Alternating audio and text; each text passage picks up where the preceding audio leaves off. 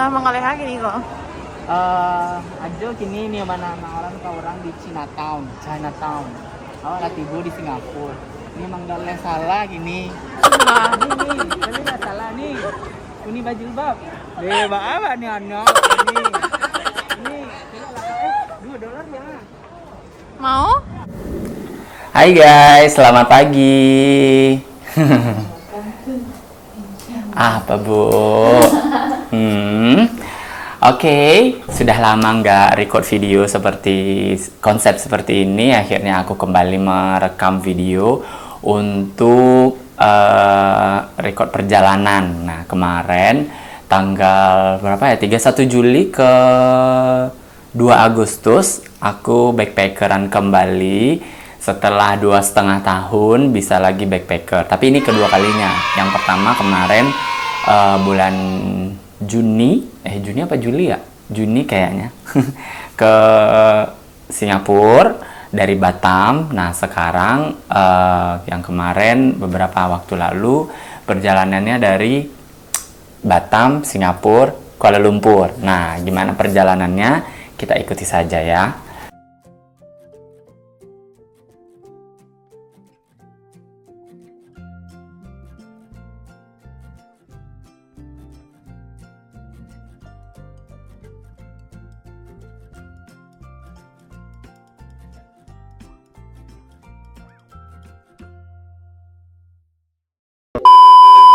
Untuk perjalanan pertama, mulai dari Batam ke Singapura, yang perlu kita siapkan adalah pertama tiket ferry.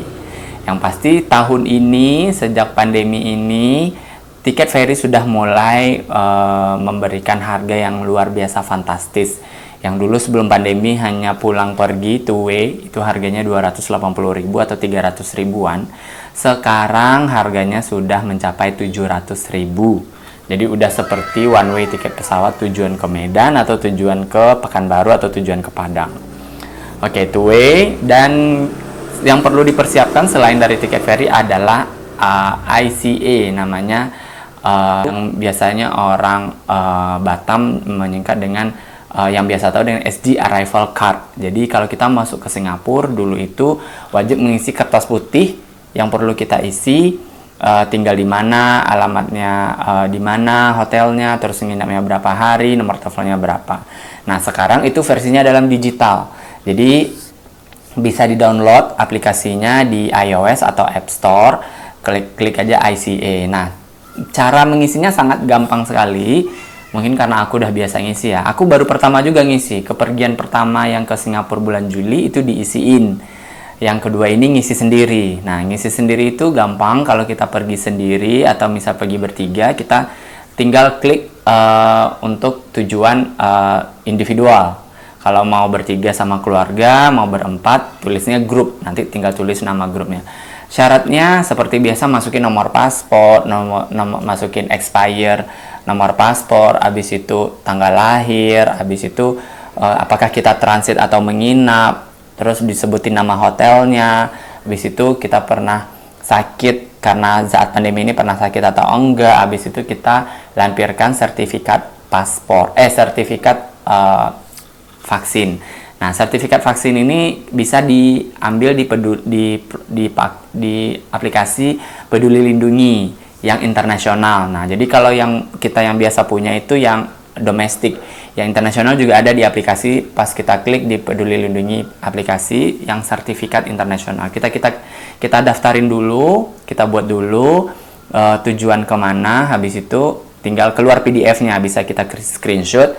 Hasil screenshot itu bisa kita pindahkan ke program ICA untuk keberangkatan ke Singapura. Jadi tinggal kita upload, nanti akan ada nomor verifikasi untuk kedatangan kita nyampe di Singapura. Oke, setelah kita punya nomor itu, kita screenshot boleh, kita simpan di aplikasi boleh jika punya internet di Singapura. Setelah itu, pas pada nyampe imigrasi sama petugas, kita tinggal kasih paspor, terus kita kasih nomor registrasi SG Arrival Card. Nah, menyampe sana, habis itu kita keluar. Nah, selama di Singapura, untuk biaya MRT, sekarang harga MRT itu nilainya, MRT itu Mass Rapid Train, kartu yang bisa digunakan untuk bepergian naik kereta, naik bus, atau bayar makan. Itu juga bisa tergantung dari jenis kartu yang kita beli. Nah, ada kartu yang dibeli hanya untuk bus dan hanya untuk MRT saja. Harganya 15 Singapura dolar, isinya hanya 5 dolar. Jadi biaya kartunya 10. Tapi itu tidak bisa di-refundkan. Jadi hanya bisa sebagai souvenir, atau kalau mau dijual ke orang lain ya terserah gitu ya. Atau dikasih ke saudara atau dijadikan cenderamata. Terus kita tinggal isi. Cara mengisinya pun di setiap stasiun MRT di Singapura itu gampang. Ada tombol cara pengisiannya, baik itu menggunakan cash, baik itu menggunakan debit atau kartu kredit. Tinggal kita isi, masukin duit, udah tinggal dipakai. Jadi tap gitu aja. Jadi masuk terminal tap, keluar terminal di tap lagi, teman-teman dimasukin lagi. Naik bus pun juga seperti itu.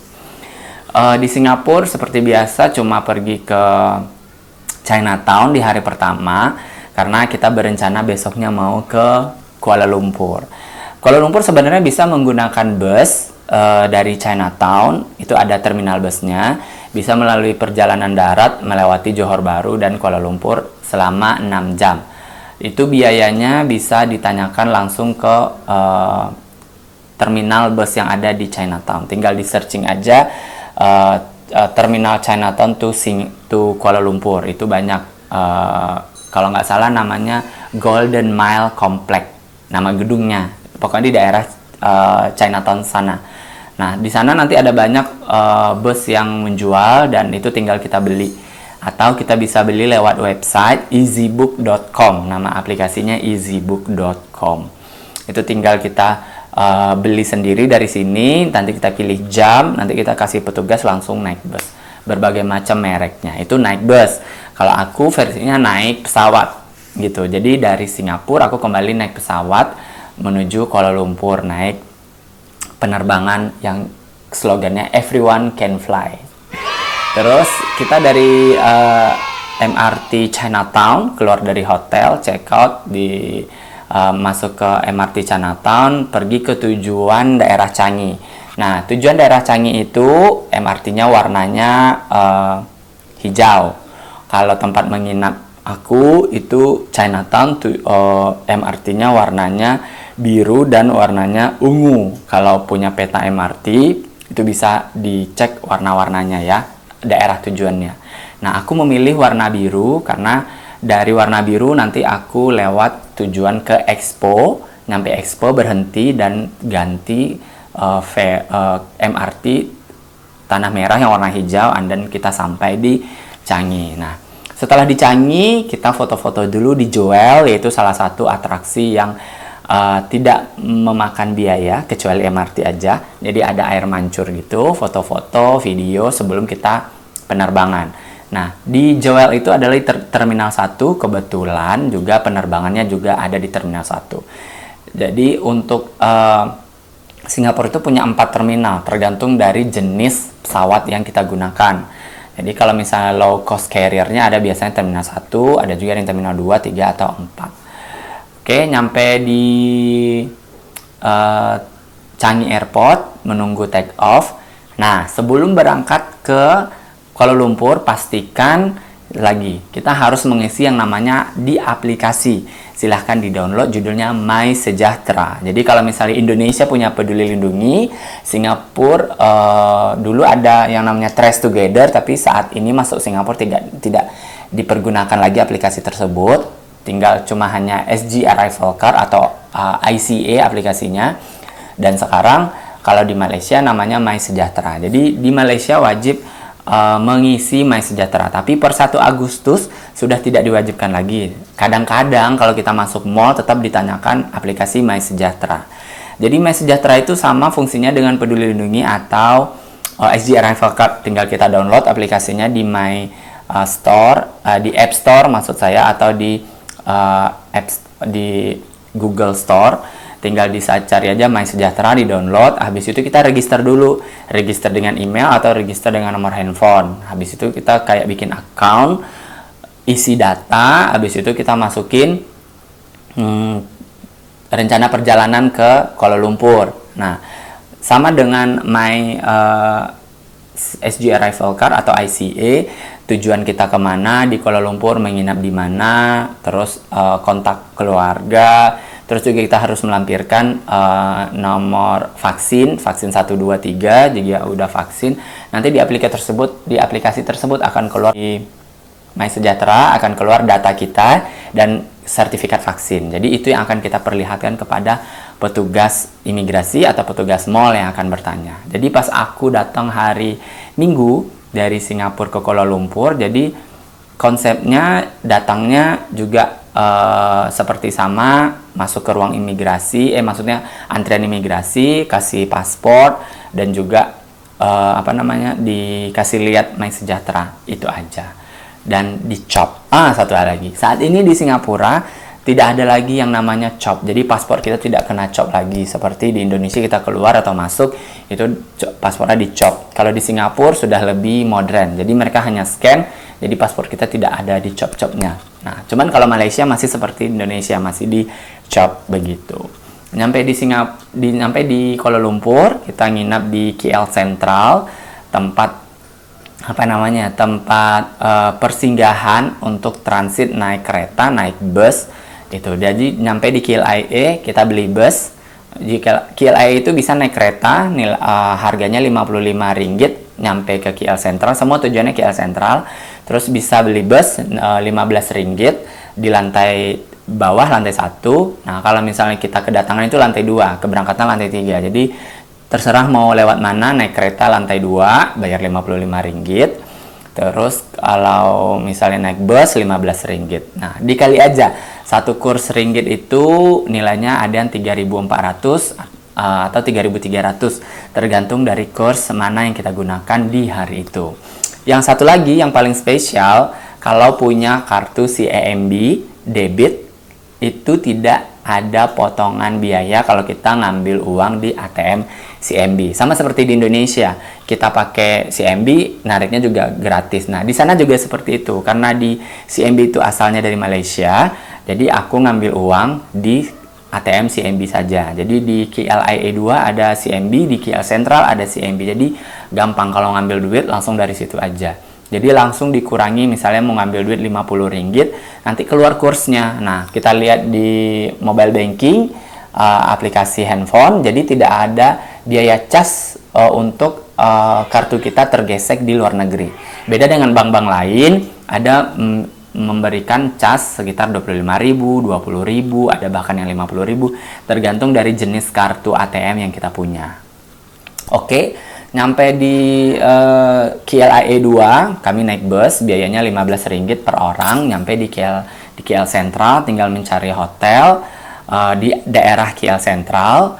Terus kita jalan-jalan, kebetulan istri ada kerabat keluarga yang tinggal di sana. Omnya udah jadi warga negara Malaysia, udah 20 tahun, udah punya IC biru. Aduh, oh Yan, maaf ya guys, kucing lagi berantem. Terus udah nyampe ke rumah keluarganya istri, omnya di daerah Selangor, Batu Cave. Batu Cave itu salah satu tempat patung Hindu tertinggi, mungkin di daerah Kuala Lumpur kali ya. Jadi ada naik tangga gitu. Nanti fotonya aku kasih lihat. Terus kita nyampe di sana. Selain jalan-jalan, terus kita ke KLCC namanya, atau ke Menara Petronas, dan kita pergi ke pasar seni ya, tempat pusat oleh-olehnya di Kuala Lumpur.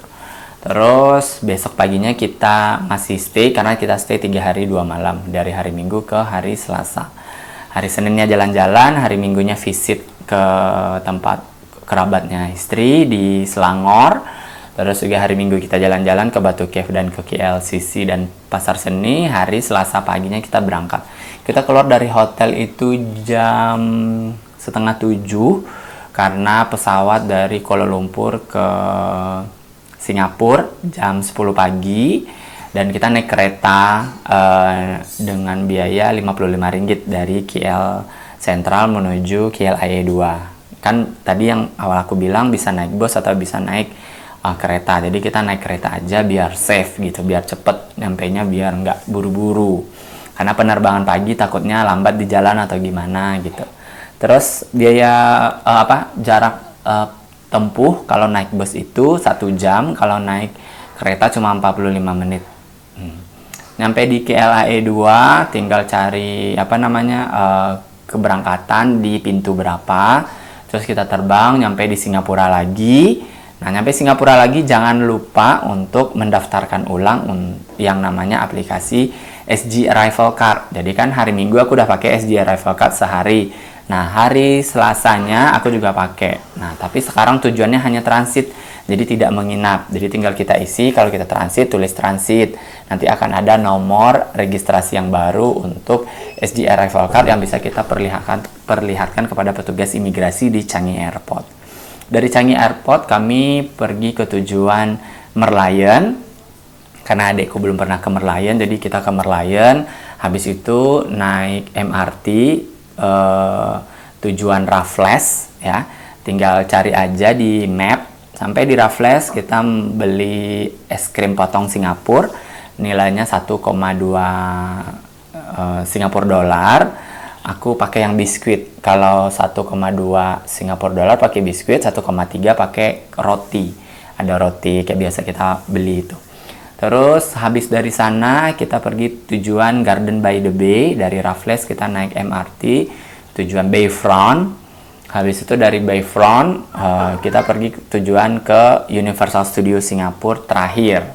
Karena perjalanan dari Universal Studio ke Harbourfront itu satu tempat, jadi tinggal langsung pulang ke Batam. Nah, foto-foto, jadi makan dan kita langsung balik ke Batam. Itu perjalanannya yang aku lakukan di Singapura sama Malaysia. Nah, itulah perjalanan. Kalau misalnya untuk biaya makan itu tergantung. Kalau biaya masuk, aku tidak menggunakan biaya masuk yang berbayar. Semua biaya masuknya gratis. Jadi atraksi umum yang biasa dilakukan gitu. Oke guys, itu aja video kali ini. Semoga bermanfaat. Mudah-mudahan suatu saat nanti kita bisa traveling lagi ke tempat yang lain. Mungkin ke Thailand atau ke Vietnam atau ke Kamboja atau ke Laos dan Myanmar. Aku masih PR ke Myanmar, belum kesampaian sampai sekarang. Oke, sampai ketemu. Jangan lupa subscribe, like, and share. Dadah.